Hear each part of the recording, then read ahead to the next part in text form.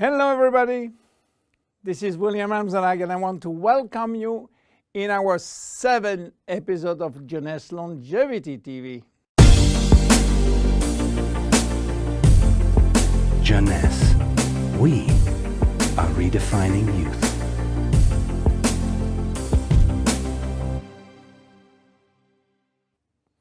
Have you heard about stem cells? I'm sure.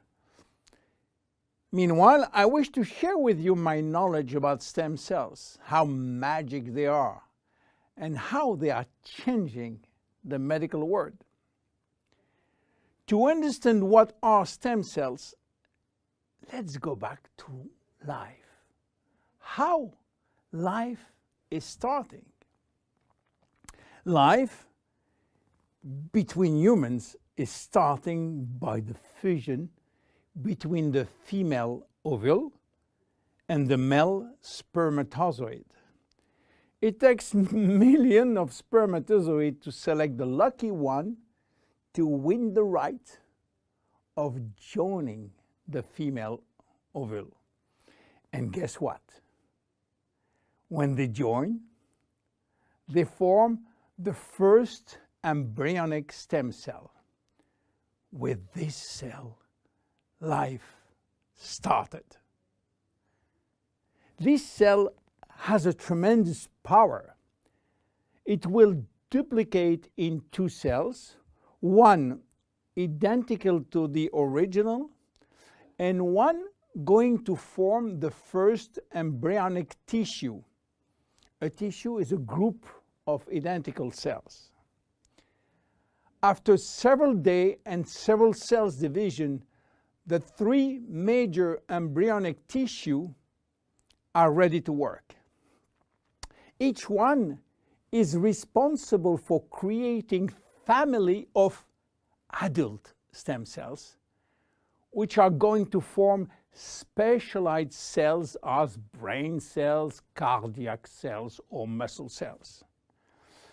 The big difference between embryonic and adult stem cells is that the embryonic has unlimited power of giving birth to any specialized cells, while the adult ones can induce only the one which are part of the tissue where they originated from.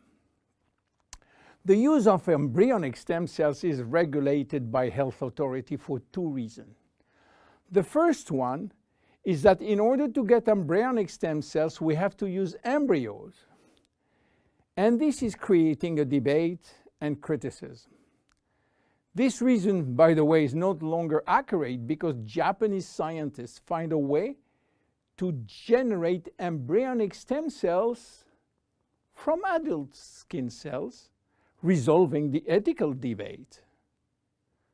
The second reason is that embryonic stem cells are so powerful that it may be possible with them to clone human cells, and that's create a huge debate.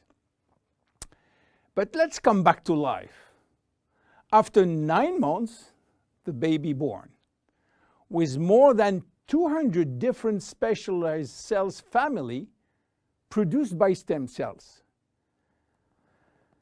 It is not finished because nature is always anticipating what?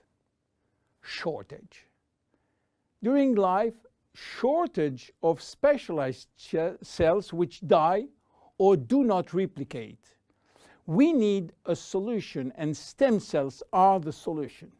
Nature has provided storage in all parts of our body to store stem cells, especially in the bone marrow, in the skin, and guess what?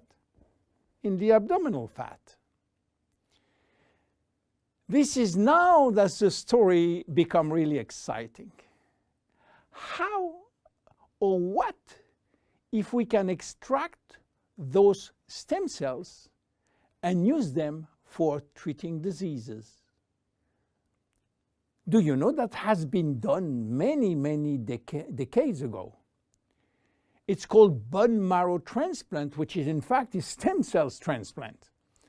This protocol is used for patients with severe leukemia, in which we start by eradicating cells from the bone marrow, leaving the patient with no defense, no immune cells, and this is why he is confined in a sterile environment.